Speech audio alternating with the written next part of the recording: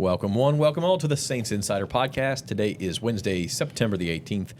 Zach Ewing here with Rod Walker, Luke Johnson, Jeff Duncan, and we are as surprised as you guys are all are that the Saints are not only 2-0, but they've scored 91 points. They've only allowed, 29 points. Just absolutely dominant start from the New Orleans Saints. And we're going to talk about exactly what that means going forward and maybe some of the adjustments they may have to make and how excited it's okay to get. It's okay to be excited if you're a fan, but realistically. Come on, man. Don't be a wet blanket. Just be excited. This is awesome. It's a lot of fun to cover. It's a lot of fun to watch. It's a lot of fun to be in that locker room right now. This is what we've all been wanting for the last couple of years, covering boring, bad, mediocre football teams. Don't hit me with the tamper your excitement or any of that nonsense. And it's a lot of fun being 2-0 in your predictions too. That's true. Oh, God. That's true for Rod. We didn't even get to the commercials or the sponsors. Rod spiking the football 2 games into the season. I was actually glad one of us had the guts to pick the Cowboys last week. I called myself a coward last week. I was a little bit afraid we were going to go 0 for 5 if Rod hadn't stepped up and done it. So thanks to Rod. I got a bad college football team, and I got to toot my horn when I can. I got you. Dak had a bad week, man. His college football team and his pro team. All right, Saints Insider is sponsored by Bank Plus. Their banking decisions are made here in New Orleans by local bankers who know the community and take the time to know you. From small business to big business, home loans to bank anywhere technology, Bank Plus is here for New Orleans. Learn more at bankplus.net. Member FDIC, equal housing lender. I've read that thing 100 times. I almost messed it up. Yeah, but I never got to say it last week. You made it almost all the way through last week, untouched. It's like the Alvin Kamara screen almost. You had to look back at the last second to make sure you weren't getting chased. Well, I've only got half of it open right now. It's just like a cue card. So, hey, let's take a break. We'll be back. We're going to talk expectations. What are realistic expectations for the rest of the year? How teams may adjust to the Saints and what they do about it, and much more right after this. Nice bike. Thanks. Can I get it back before Saturday? That might be tough. Whoa. Is it just you? For now, let's take a look. Hi, strawberry mango. Mm-hmm. Here you go. Thank you. I'll take another one. Fellas, it's clear why Caesars brought us together. This is the ultimate quarterback roundtable. I think I know why we're here. What? Quarterback, high school, Oklahoma? I thought that was a musical. Garth, I think you're here because when people use Caesars Sportsbook, they earn with Caesars rewards. Things like celebrity chef dining, Vegas vacations, even tickets to your show. This app is over the top. There's the idea. Bet with Caesars Sportsbook. Earn Caesars rewards and see your favorite quarterback, Garth Brooks, in concert. Hey, you can't throw like that. All right, last week we said that was really fun, but it was the Carolina Panthers.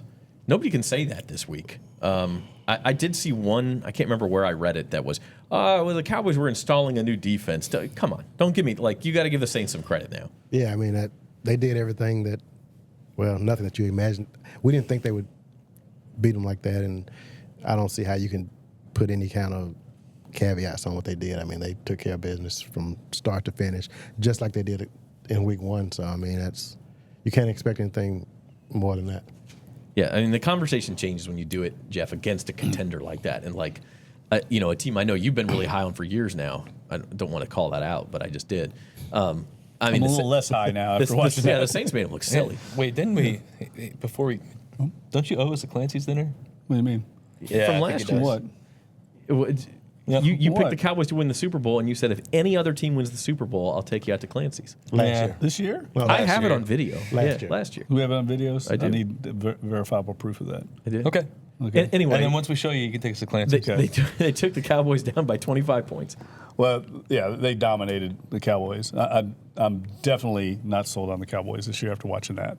But having said that, you can't take anything away from the Saints' performance. I mean, they're just playing at a very high level right out of the gate, which I think is the most impressive thing is how dialed in they are. And, a lot of the players in the locker room have said this, and, when you're a skeptical old guy like me, you're like, okay, I've heard this a bunch of times before, start seasons, everybody's hopeful, right?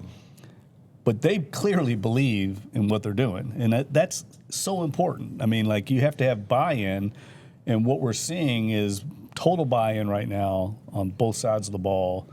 And I think there was, some concern that with Dennis Allen in year 3, they hadn't been successful. Would they have full buy-in? And I think right now they clearly have it, and you see it in the level of execution and effort. I mean, they're outplaying teams too. They're playing harder. They played a lot harder than Dallas did, and so I think that all these things are converging right now, and that's the results we're seeing on the field. Okay, so the question now becomes: it's only week 3. It's still early. But based on what you've seen, you have to consider the Saints. I mean, if you had to do like NFC power rankings right now, Luke, I don't. Maybe you still put the Niners ahead of them or the Lions, but outside of that, yeah, I mean it's early enough in the season to where you could still be like let's take some of the preseason projections in there, and you be like, yeah, we still think the Niners are going to be really good. We still think the Cowboys are going to be good. Packers when they get Jordan Love back, et cetera, et cetera, et cetera. But like, if you were just basing it off of what you've seen through 2 weeks of the NFL season, like, how can you not put the Saints at the top? They've completely dismantled both of the teams they've gone up against. If they wanted to, they could have scored 50+ in both of those games. And and I think the defense and the special teams have been playing pretty well too. I mean, Rod, you wrote a column about it. I mean, they've got, 5 takeaways through 2 games. 7 sacks. They should have had another takeaway in the red zone. They're playing really good red zone defense generally. I think their secondary's been sticky. There's just so much to like about this team, and I don't know how you can look at what's happened so far and not say that they deserve to be talked about within that upper crust class of the NFC. Now, there's time for that to change, obviously, but this is what we got. Yeah, I mean, we'll find out more. Like, they play the 2 more NFC contenders next 2 weeks, Rod. They play Philadelphia at home Sunday, obviously, and then at Atlanta, who just beat Philly on Monday night. We're going to talk about the NFC South, by the way, to end the show, and how it may be a lot better than expected. But right now, like in the entire NFL, I'll give you Kansas City, they're 2-0. Probably give you Buffalo, they're 2-0. Maybe Houston. The Saints have got to be right there after that. I think, we've talked all last week about how good Dallas is at home. I mean, just the way they won that game was just, I think I'd probably put them ahead of Kansas City actually right now. I just think they were that dominant against the Cowboys, and none of us saw that coming. So I'd probably put them up there based on strictly on what you've seen in 2 weeks. I do have to say, since you already mentioned that you were 2-0 in predictions, we're 1 win away from another amen cover, buddy. You said if they started 3-2, we were getting an amen cover because it would be that much of a miracle. Well, we're getting 3-2. I can't see this team. There's no way this team. I say that, but there's no way this team goes 0-3 these next three games. They're going to win 1, so they're going to get to 3-2. Fire up the presses. Let's go. Yes, serious case of whiplash if they didn't go 3-2 now. Okay, so honing in on the offense, like, what we all talked about Clint Kubiak's scheme, Luke. Okay, it's there's going to be more motion, more play action. The play calling may get more creative, and we have seen all of that. But why has it been this good? I mean, we're seeing a similar scheme kind of struggle throughout the NFL, but not Kubiak. Well, because they base literally everything they do off of the run game, and the run game has been fantastic. I was looking this up yesterday. They've had 73 rushing plays, I believe. Don't quote, because these numbers are all in my notebook. I didn't look at them ahead of time. 73 rushing plays, taking out the quarterback kneel downs at the end of the game. 36 of them, so almost exactly half, have gained 5+ yards. I think something like 11 have gained 10+, and only 5 have been stuffed for no gain or negative yardage. So not only are they ripping off big chunks, and they're getting ahead of the chains, but then they're basing literally everything else they do off of it. Half of their passing attempts, play action passes. They've spent almost the entire season, something like 65% of their offensive plays under center. Like, it is something that nobody else is doing right now. Even in, like, I guess you could count San Francisco and Miami do a bunch of that stuff, but like, that run game has made everything else go. And especially when you consider their play action deep shots are thrown to guys like Rashid Shaheed and Chris Olave. those guys are absolute studs, especially when they're getting a chance to go vertical with the football. We haven't even seen like a ton of the quick game over the middle yards after catch stuff, and I feel like that's going to come. We haven't seen a lot of Taysom Hill. I feel like that's going to come. You know, there's so much of this offense that they haven't even had to unleash yet, just because they've been so efficient and so good early in games, building up these big leads that they can just kind of salt the rest of it away and keep it in the back pocket for later. Yeah, it's Jeff. You wrote a column Sunday from the game talking about just how good it's been. I mean, I think they've had 18 possessions with the first team offense. They've scored on 16 of them, including 11 touchdowns. Which is, I mean, come on. Like, we talk about scoring being down around the league, and here the Saints are it's like Tecmo Super Bowl out there. They're scoring every time they get the ball. Yeah, it's really almost unprecedented. I think the 2007 Patriots had some similar dominance, with Brady when they were really rolling, but nothing like this. And I think there's something, I think Luke's exactly right. The running game is what they want to establish. It's kind of the foundation, and then everything plays off that. I mean, if you can't run the ball, your play action's not going to be very effective. So it all feeds off the running game. And right now, they're just blocking the heck out of people. I mean, that's simple. I'm going to write about that this week. It's a very fundamental thing in football, blocking and tackling. But the Saints are blocking at an extremely high level. I mean, not just the line either. The line is obviously where it starts, but the tight ends are blocking. Taysom Hill and fullback or Prentice, even the receivers. Like, that's what I'm talking about. Everybody's bought in, because all it takes is one guy to not be bought in, and it's a 5-yard run, not an 11-yard run. They're all blocking right now downfield, the second level. I'm going to write about this one play in the Cowboys game. You might remember it was like their third or fourth touchdown. It's where Kamara scored from like a 12-yard run. These touchdowns all he melt didn't together even these get days. touched. If you remember last year, when DA talked about why they were struggling in the red zone, and he mentioned there was some analytics they'd done, and they said like they're really struggling from like the 5 to the 15-yard line, or some real esoteric stat. But he said like that's a very difficult place to score from in there. That was a good example. They were on the 12-yard line. They just ran, and it wasn't anything magical. It was just a run off left side, and there was a hole about 6 yards wide, and no one touched him. He scored standing up, and that's the other thing I've talked about is stand-up touchdowns are hard to come by.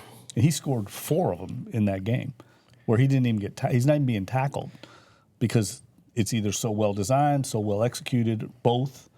So what we're seeing here is a combination of Kubiak really dialing in on what his personnel does well.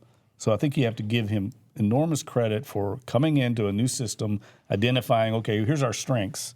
I mean, we don't really see Cedric Wilson at all, right? They're not, like we talked about, they're not playing to 3 receivers. It's really a non-factor in this offense. He's playing to his strengths, and that's these 2 speedy receivers, the backs, and 2 tight ends, and they're just going to use that formula with this athletic offensive line that I think is kind of getting overlooked a little bit.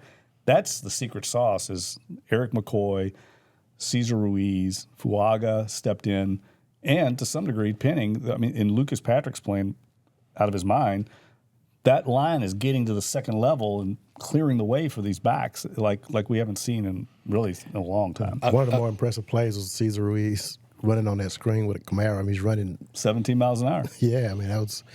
You talk about the buy-in and all that. I mean, that's all a part of that. This is another one of those, I don't know the exact number off the top of my head, but I think the Saints have run 17 plays in the red zone, 14 rushes, and they're averaging almost 5 yards a pop in the red zone. That is hard to do. I think the NFL average last year was like 3.1, and the Saints were at like 2.6 or 2.7 in the red zone last year. It's really hard to do, and it's like it's super, super impressive. I mean, 17 plays in the red zone and 11 touchdowns. Now, they're scoring from outside the red zone. That's part of that. But that also means it's not taking them too many plays when they get in there. They're in the end zone. Derek Carr's thrown 3 passes in the red zone. 2 of them were touchdowns. Yeah, and the other one was Olave down to the 1-yard line, which set up the Michael Jackson touchdown. So, yeah, I mean, I can't remember who it was on Twitter or X, whatever you call it. Somebody put together a compilation. I wish I could give them credit. A compilation of the Cowboys radio calls for each of the Saints touchdowns. And yeah, it's like a Schadenfreude thing, but it actually I listened to them all, and it was like the helplessness that just increased with each touchdown. The one you were talking about, Dunk, where Kamara goes in from 12 yards out untouched, and it was just like, it's Kamara. Oh boy, there's a whole bunch of room. Touchdown. And it's just like resigned to, they did it again. There's nothing our guys could do to stop it, and it's another touchdown. And I don't know if Norm already put the slide up, but you kind of went into it and started to go into it. The key to this whole thing, we all thought the weak point would be the offensive line. How is this offense going to run without the offensive line? Per Pro Football Focus, say, just one source, but Eric McCoy's been the best offensive lineman in the league at any position. Lucas Patrick's been the best offensive guard in the league. And then, Tali Fuanga's been great as a rookie. Like, we all know Cesar Ruiz can do what he does, and Penning's been good enough. All of a sudden, it's like a strength. Yep. Yeah. I think you hit the nail on the head. And so, look, they're obviously bought in, and they're coaching it very well. They're getting these guys to believe in it, and that's a powerful thing, man. That's a powerful thing to believe that what you're going to do is work. Alvin Kamara talked about that after the game on Sunday. He goes, when they call the play, we believe in it.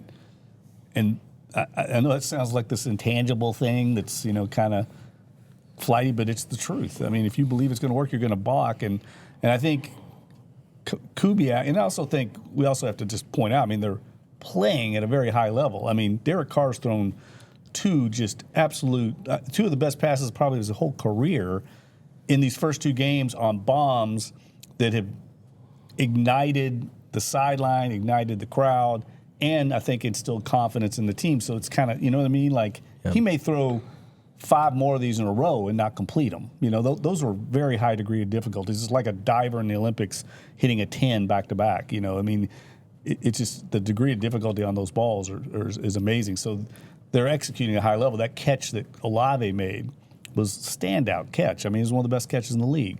So they're playing at a very high level as well.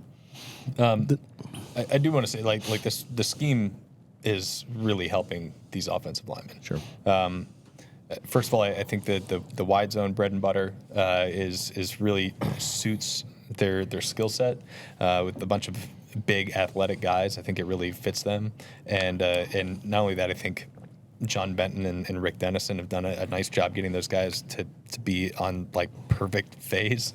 Like the timing is so good on those plays, and you can that pops even for like somebody who's like us who's never coached football, never played offensive line. Maybe Dunk was an offensive lineman. Get Norm up here. Norm played offensive line. You can see the timing. It's all super crisp. And then when you're doing that and you're combining that with play action, you're combining that with pre-snap motions, and you're getting guys kind of playing on their heels a little bit, not being super aggressive, especially with this Cowboys type of team, they neutralized the athleticism of Micah Parsons. He had several one-on-one reps against Trevor Penning, and that's something that we talked about all offseason. It's like, okay, yeah, see what he does week 2 against Micah Parsons. He stoned him. He had six one-on-ones against Demarcus Lawrence and Micah Parsons, where it was like legitimately pass set, I'm out there in space against one guy, and he won all but one of those reps, and the one he lost was on the last pass of the game, and it didn't actually matter on the play. So like the scheme helps, and it helps beyond it's made them a lot less predictable, and I think that's where you could see some of the struggles in the past where guys know it's going to be a drop back and they pin their ears back and they try to go get them. That's not the case anymore. And that would be the real test whenever if somebody ever can stop them on first and second down and force them third and long. And because in this game, I think they had 3 third downs in the whole first half, and the longest one of those was like 3rd and 6. I mean, they were just controlling the line of scrimmage, and when you do that, good things happen. Yeah, I don't think they've had. I think the longest third down they've had is 3rd and 8 in the opener. I mean, that's. And then beyond that, so it's exactly the formula they want. That's just exactly why Clint Kubiak was hired. It's what Dennis Allen, how he wants to play, and it's just being executed perfectly. And the more I watch it, the more I think how poorly Doug Marrone was last year. Yeah, give John Benton credit too, right? Yeah, the more I think about it, it's that line from Peyton, the Parcells line of he's retired and hadn't announced it yet. That's what I feel like Doug Marrone was going through, because clearly they've tapped into the talent on this line. These guys were a lot of high draft picks, and they weren't performing that way in the past. We're going to talk about kind of touch on what you said, Rod, and what teams may try to do to counter and how they can counter a little bit later in the show. First, our Saints Transactions segment is proudly sponsored by Associated Grocers. Join our team and help support the success of local independent retail grocers. Apply today for available positions at Associated Grocers. The Saints haven't made any transactions this week. I guess Alvin Kamara was named NFC Offensive Player of the Week just a minute ago, so that, I guess, would be the one sort of announcement they've made. We don't have an injury update on Taysom Hill yet. We'll get one today. And so for transactions, I went with you guys, the fans, and the transactions you're making. And this is like economics 101. The demand for tickets has gone up, and the supply of people who are pulling their tickets off the secondary market has gone down. So guess what's happened to the price? You could get into the Carolina game for like less than $20. It was $18 to kick off. I checked last week. It is now $172 with fees. I think it was like 125 plus fees. 172 is the cheapest tickets I saw on either SeatGeek or StubHub for this game Sunday. I don't know. Like, obviously the Dome's going to be rocking and rolling. It's going to be it's back to what it was a couple years ago. The last game I can remember that felt like that was the Halloween game where Jameis gets hurt. They're playing the Bucs. They're playing Tom Brady and beat the Bucs. Before that, you're going pre-COVID probably. Yeah. It has been a minute since it was like true Superdome atmosphere. Actually, I remember leaning over to Matt Paris during the Week 1 game, and they were just braining Carolina, and the Superdome was going crazy. I was like, this is what it's like here, and it wasn't even it wasn't even like truly turned all the way up. I am really looking forward to Sunday for that reason. Week 1 felt almost like, Rod, you and I talked about it in the Superdome, and almost like there was an element of surprise, like whoa. You People didn't know what to do. Now people will get into it from the beginning. Yeah, I mean the expectations have gone sky high now, and it'll be like we haven't seen it in a long time. Yeah, I mean, if you like, I think of that Halloween game with Jameis, especially at the end, the pick six that sealed the game, or is it the pick six, or at least a long interception return? I can't remember. Yeah, PJ. But outside of that, Dunk, like you're going back pre-COVID, I think, to get to that sort of atmosphere. Yeah, the team hasn't warranted that excitement. Right. You know, the team's been boring.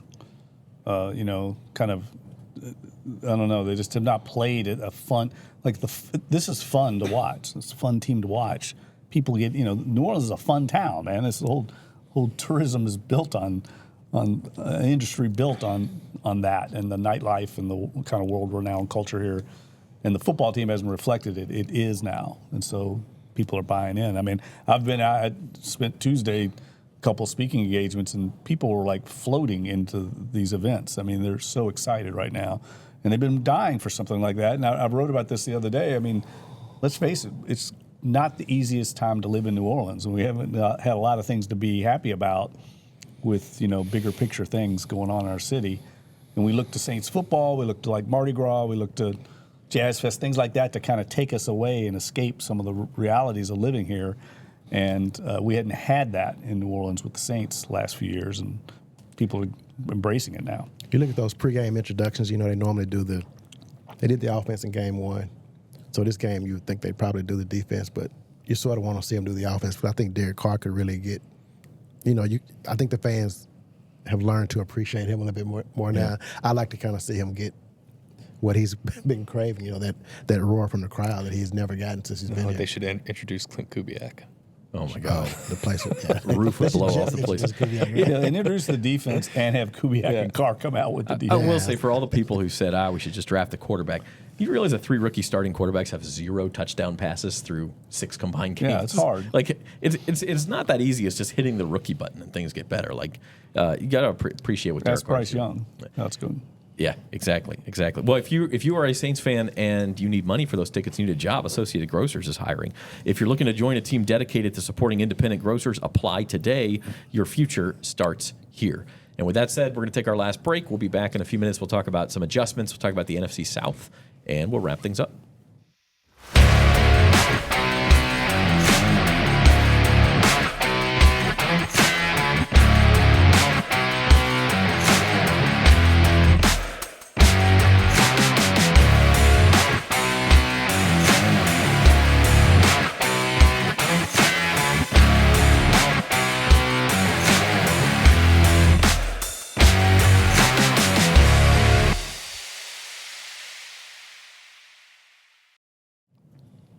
Continuing on here with the Saints Insider Podcast, Zach Ewing with Rod Walker, Luke Johnson, and Jeff Duncan. And I wanted to talk, we've teased it a couple times. The NFL is a league of adjustments, right? Sooner or later, Dunk, we will see adjustments on this offense. Now, if the Saints keep executing at this high of a level, I don't know how effective those are going to be, but Rod mentioned it. Number one is going to be trying to take away the running game. Yeah, I think we're going to try and see that this week with Philadelphia. Now you get more tape, you get more opportunities to see what the Saints are doing. But I mean, they're playing at such a high level. I don't think it's going to matter. They're playing with confidence too. I mean, some of those throws Carr's making, he's letting it rip because he's confident, and that's a big thing. I mean, belief and confidence are huge for any level of coaching, and they're playing just at a high level. And look, the thing that I think is important here is, in Rod's column hit on it, the defense is kind of what we thought it was going to be. It's very solid, it's sound. There's really no weaknesses in the defense. They've been that way for a while now. We know what we're getting with the Dennis Allen defense. So that's the baseline. And the special teams have been excellent so far. Anything you get out of the offense, even if they don't execute at the level, which I don't think you can think they're going to continue to put up 40 points. No one's ever done that. They don't have to, because the defense is so good that I think it's going to be hard for teams to beat, at least to control the line of scrimmage against this team, because they're playing so well up front. The Cowboys spent an entire game trying to crawl out of a huge hole. And they've got a really good quarterback, a really good wide receiver, really good offensive line. They managed 19 points. This is a really good defense. Yeah, I didn't think Dak played well. I thought he really played fairly poorly in that game. When you play the Saints, what they do to you, Tom Brady talked about this in the game. They get after you, right? They get out after you on the outside, and there's certain plays where you have to make them. When you get an opportunity, you have to make it. Demario Davis one-on-one with Dowdle, that was a bad pass. He underthrew him. He had him beat, gave him just enough time to get there. He had another one in the end zone. He missed. He threw the one to CeeDee Lamb. The one that the Tyrann Mathieu broke up. It was, I think Brady said, it was a C pass from Dak. He didn't put any juice on that ball. It gave Tyrann time to come over and make. Like, those are the plays you have to make if you're going to do well against this defense. And he didn't. I thought he played pretty poorly. I think he'll play a lot better this week coming up. But the Saints are so solid, even if he makes a few of those, I think they're not getting, somebody's got getting behind this defense right now. So yeah, they're giving up 2 touchdowns. One was on 4th down to Bryce Young where he barely gets in, and then the one where kind of fluky. Yeah, Matthew and Adebo kind of fly over CeeDee Lamb and he runs for a long touchdown. You're probably gonna have to jump on the Saints early. That's the other thing. That's gonna be a thing. I mean, that hadn't happened yet. I mean, if you can jump out ahead of them and make them panic a little bit, I guess, and think they have to throw it more, and get skeptical about running the ball, maybe that's the recipe to beating them. But nobody's been able to do that yet. I say nobody. They've only played 2 games, but I mean that might be hard to do against this defense. Well, and even so, like if I were the Saints and I got down in a 14-point hole, I'd still be running the hell out of the football. Right. Because that's been their bread, and they've had quick drives, right, where they've just done nothing but run the football, right. So I feel pretty good about it, especially this week. I mean, watching that Monday Night Football game and watching the Falcons just kill the Eagles with outside zone over and over and over again. But the Saints have to feel really good about it this week, So I mean, the adjustments are going to come, and there's going to be games where Derek Carr is going to have to be throwing the ball 30 times. But does he have 36 attempts right now on the season, 2 games, something like that? Yeah. 35, 16. So, there's going to be games where he has to throw the ball a bunch, for sure. They can't just ride this formula for 17 weeks into the postseason. But I do think that there's still a lot of meat on the bone that we haven't even seen yet, because they haven't even had to break it out. So the adjustments are going to happen, but there's stuff there that we haven't seen yet, and a lot of it. Oh yeah, I mean Clint Kubiak somewhere has a notebook or an iPad or something that has his best 4th and 5 play and his best 2-point play and his best, he hasn't even had to open it yet. I mean, so obviously, yes, there will be adjustments, and then the Saints will adjust back. And to your point, Luke, the Eagles, have their defense is giving up more than 6 yards a carry through 2 games. So this doesn't seem like the week where all of a sudden that run game's going to get stuffed. But we'll see. The other thing I'll bring up is the Saints' depth on offense hasn't been really tested. Fuaga, we thought might miss Sunday. He ended up playing. Jeff, you mentioned they haven't even thrown a pass to a receiver besides Olave or Shaheed yet.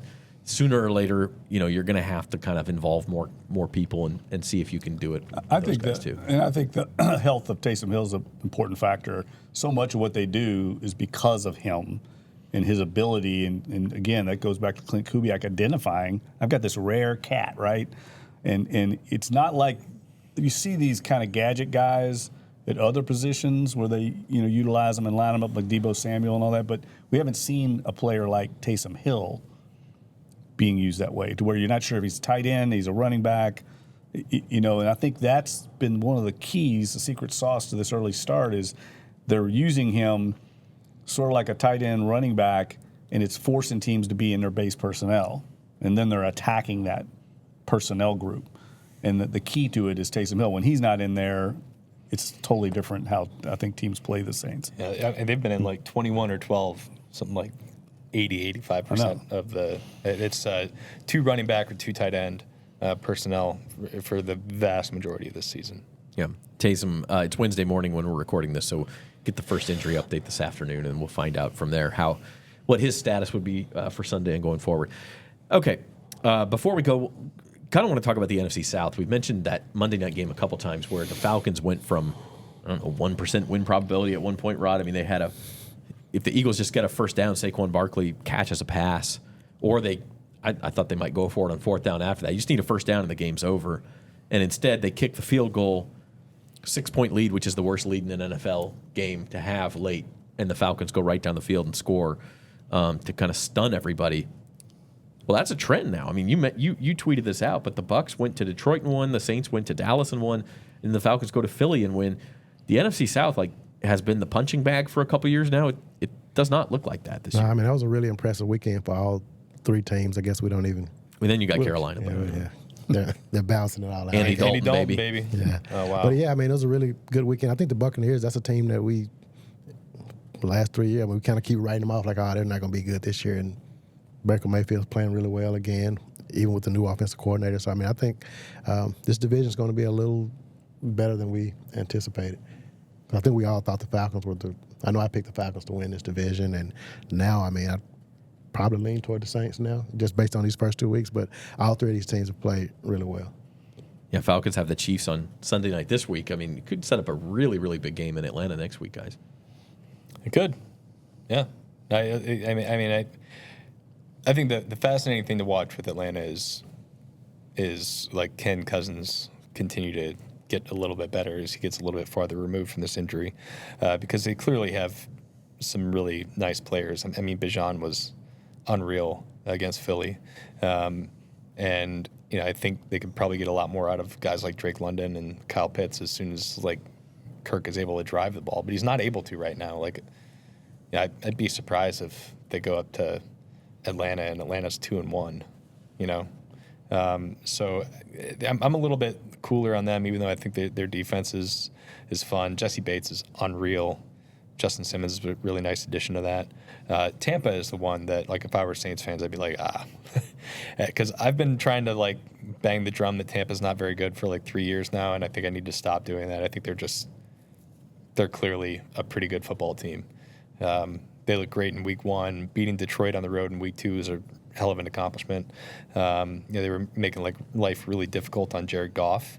I think to me it's kind of those 2 at the top, and we'll see what happens with Atlanta, and we'll see what happens with Cousins, because I think if he's still kind of physically limited, I think it diminishes a lot of what they can be. Don't call your shot. Or NFC South get 3 playoff teams this year?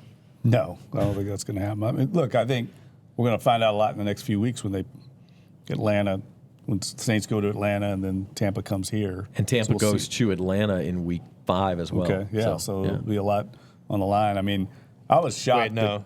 Tampa comes here in week 5, don't they? Week 6. Tampa's at Atlanta and then at New Orleans.